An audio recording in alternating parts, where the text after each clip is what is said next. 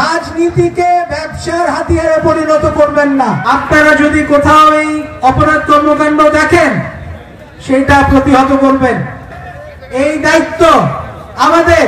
আপনাদের কাছে অনুরোধ যে কোনোভাবেই কোন রকম রাজনৈতিক চাঁদাবাজি, এই দুর্বৃত্ত, হাট বাজার দখল, জমি দখল, এইটা দখল সেটা দখল, কোনো কিছু কোনোভাবেই আপনারা প্রশ্রয় দিবেন না। আজকে শহীদ জিয়া রহমান বাংলাদেশে কেন পরিচিত? তার সততার জন্য তিনি পরিচিত। আজকে বাংলাদেশ জাতীয়তাবাদী দলের যে বিভিন্ন জায়গায় আমরা যেরকম কথাবার্তা শুনতে পাচ্ছি যে আমাদের জাতীয়তাবাদী দলের নেতা নেত্রীরা বিভিন্ন রকম অপরাধ কর্মকাণ্ডের সঙ্গে জড়িত হয়ে যাচ্ছেন, আপনাদের কাছে আমার অনুরোধ, আপনারা যদি কোথাও এই অপরাধ কর্মকাণ্ড দেখেন সেটা প্রতিহত করবেন, এই দায়িত্ব আমাদের। কালকে একটা কথা বলেছিলাম, সেই কথাটা বলে শেষ করে দিচ্ছি। রাজনীতিকে ব্যবসার হাতিয়ারে পরিণত করবেন না। রাজনীতি ব্যবসার জায়গা নয়, রাজনীতি দেশ সেবার জায়গা। আপনি দেশ সেবার জন্য রাজনীতি করবেন, তা না হলে রাজনীতি দিয়ে ইস্তফা দিয়ে চলে যান, ব্যবসা করেন।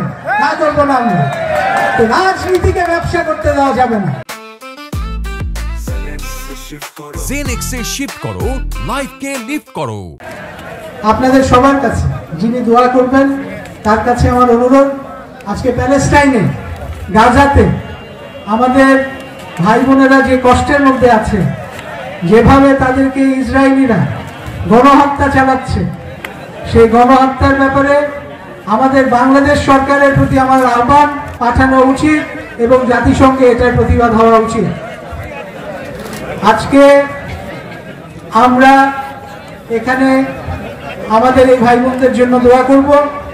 তাছাড়া আরো একটা কথা বলি, সেদিন আসার সময় একটা জিনিস দেখলাম যে সংখ্যানুপাতিক নির্বাচনের জন্য কেউ কেউ বলছেন, প্রফেসর আলী রিয়াজ সংখ্যানুপাতিক নির্বাচনের কথা বলছেন।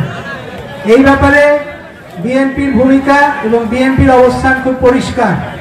বিএনপি এরকম কোনো সংখ্যানুপাতিক নির্বাচন চায় না, কারণ এই সংখ্যানুপাতিক নির্বাচন মানে আপনি ফ্যাসিস্টদের যে দোষর, যারা ফ্যাসিস্ট, তাদেরকে পুনর্বাসনের জন্য বাংলাদেশে আবার একটা ব্যবস্থা করা হচ্ছে।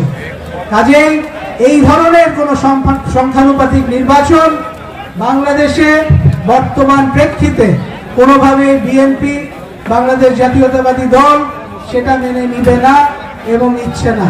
আগামী নির্বাচন, পূর্বে আমাদের যে সংখ্যাগরিষ্ঠতার ভিত্তিতে যে নির্বাচন হয়েছিল, এই সংখ্যাগরিষ্ঠতার ভিত্তিতেই নির্বাচন হতে হবে।